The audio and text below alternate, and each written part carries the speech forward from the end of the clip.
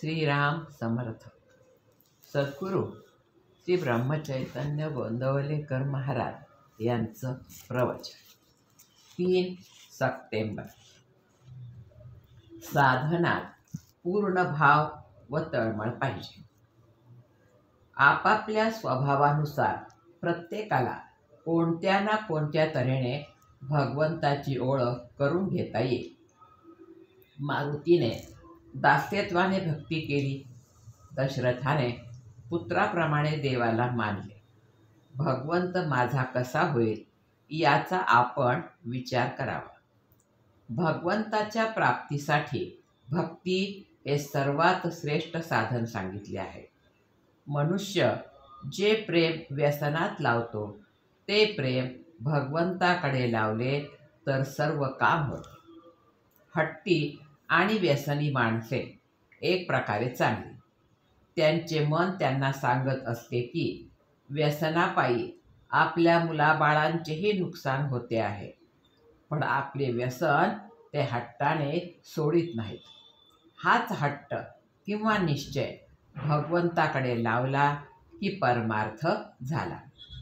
माझे गुणदोष मी देवाला वाहिले की अर्पण भक्ती होते. आपण देवाची भक्ती करतो, परंतु त्या भक्तीत खरे प्रेम येत नाही. याचे कारण म्हणजे आपली दृष्टी चारी दिशांना फाकलेली असते.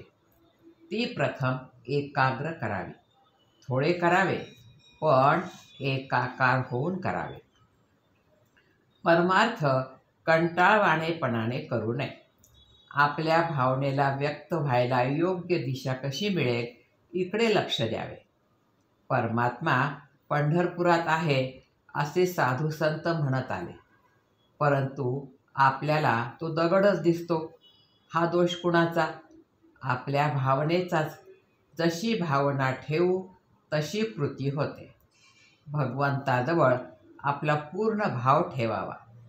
दिवा थोडा बाजूला झाला की वाट सुकते, म्हणून सतत भगवंताकडे नजर ठेवून वागावे.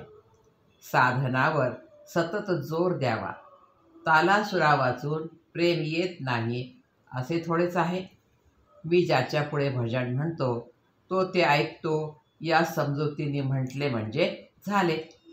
भगवंताचाच मी आहे असे म्हणवून घ्यावे. त्याची कृपा केव्हा होईल ही तळमळ बाळगावी. आणि मी जे करतो ते मनापासून करतो की नाही हे पाहावे. झाल्या गेल्याचे दुःख करू नका. उद्याची काळजी करू नका आणि आजचे अनुसंधानही चुकवू नका.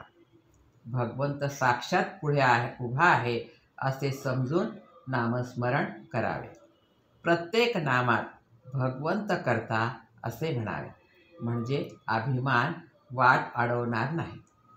लाभहानीचे सुखदुःख न वाटणे ही खरी भक्तीची प्रगती होय.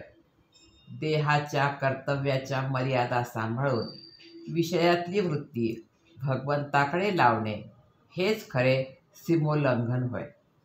जो अत्यंत आकुंचित आणि स्वार्थी आहे, तसेच जो माझ्या सुखाकरता सर्व जग आहे ही बुद्धी ठेवतो, तो मनुष्य अभिमानी समजावा. मनुष्य जितका स्वार्थी तितका तो पराधीन असतो.